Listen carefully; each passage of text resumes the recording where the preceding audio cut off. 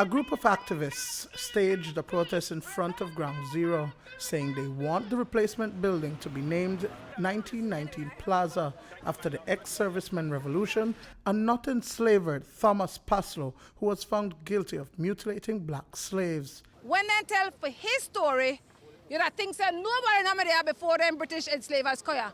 Indigenous Mayan people all were in the settlement. But that's why we have to tell for our own story as opposed to Belizean stories and his story. We have to tell African and Maya stories like SJC has been doing for the past 7 years. So yes, they want Belizean story, but be clear, black people organize and revolt historically. There was 7 recorded revolts before and after the story at the Flowers Bank 14 and the Battle of St. George's scheme it. But they not tell we that enough for his story. When they tell for their story, they make it seem that they may want ex-servicemen, centered revolution. But the majority of people at Belize Town at the time had about 12 to 15,000 people. 3,000 of them, majority of them are black-skinned people.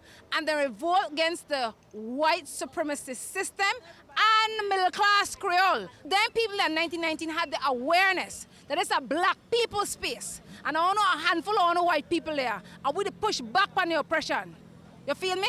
1919, after the 1838 emancipation, and people still were enslaved. The Paslow building once stood at the foot of the Swing Bridge at the corner of Queen and North Front Streets.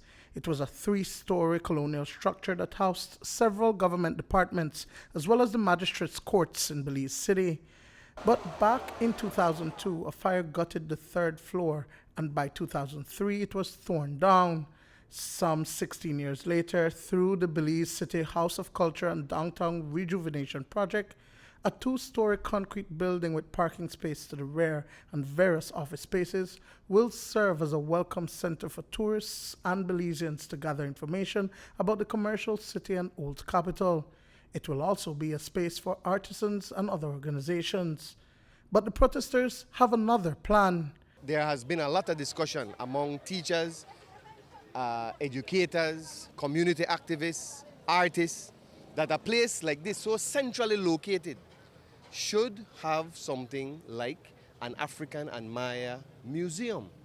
That would attract millions of people to come and see what we consider important, what we value.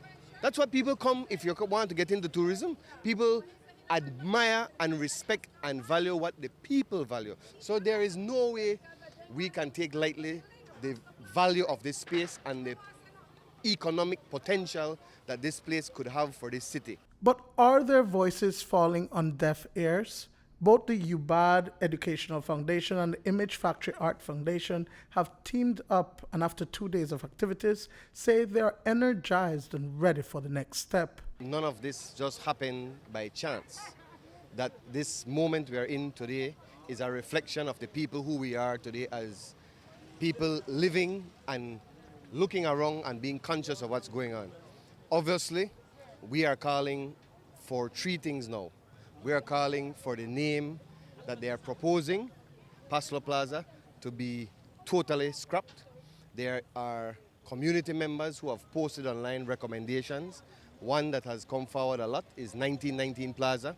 But we will continue from today with a petition to explain to the people why that name cannot be tolerated at all. We just said we come to the streets. We're going throughout the whole country for the rest of the year. Every market, we have pop-up consciousness classes. We don't know everything. We make mistakes. We learn. Question everybody and everything. Question we. We encourage the provocation like my brother Delmar said, we write the book Rights. We tell the story in an engaging way about the 1919 revolution. Duane, Moody for News 5.